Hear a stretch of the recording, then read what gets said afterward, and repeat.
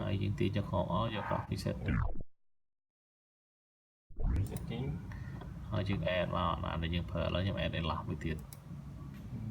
បងឯងមានកម្មវិធី record សោះចាចូលទូរស័ព្ទ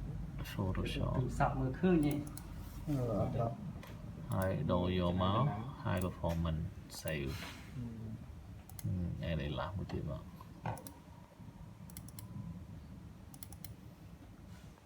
high performance save អានឹងចប់មួយតមកទៀតក្នុង AMD setting ចុចមកខ្ញុំយកអានេះចុចកន្លែង application global setting GUI នេះ on បាទនេះមើលអានេះ on ទៅមក system server command នេះ on តមកចូល system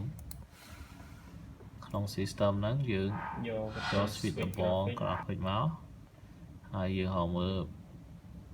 លអាណាដែលយើង add ហើយយើង high performance យក high performance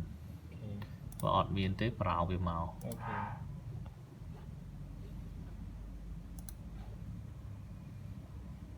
ចោលហើយ